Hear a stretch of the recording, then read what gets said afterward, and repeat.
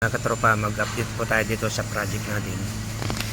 Ito po, nagkakabit kami ng outside ceiling spandrel. Ang kulay po ng outside ceiling spandrel ay wood, para po siyang kahoy. So napakaganda po siya, oh. Pang outdoor.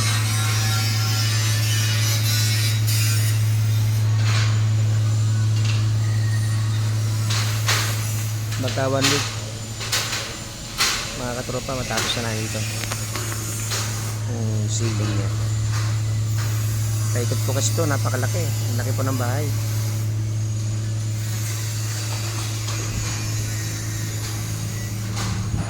Dito po sa parting ito wala pa po, sa likod po nag-i-start na rin, halos mga lahati na po doon.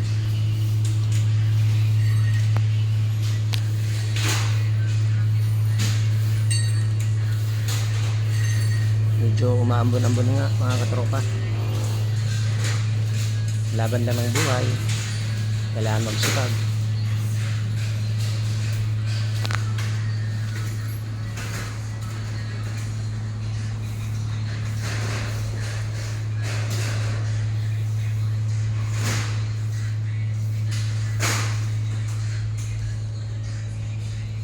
Dito po sa dulo na ito, hindi pa po namin nilagay yung roof, pinyero, para may madadaanan pa po yung mga tao na gumagawa sa taas.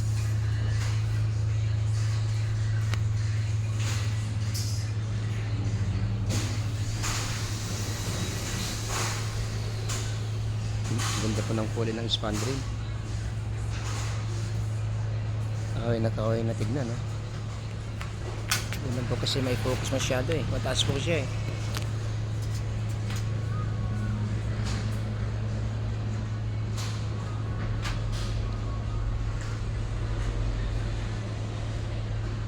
Next week, susunod naman namin yung inside ceiling.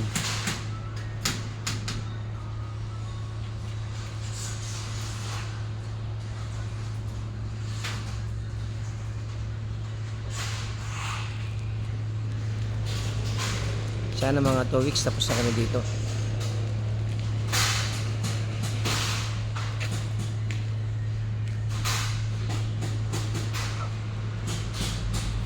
Hopefully mga katropa, after 2 weeks baka tapos na kami.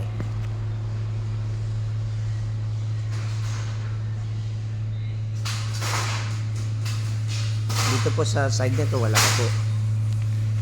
pa siyang spandrel, outside ceiling ika nga.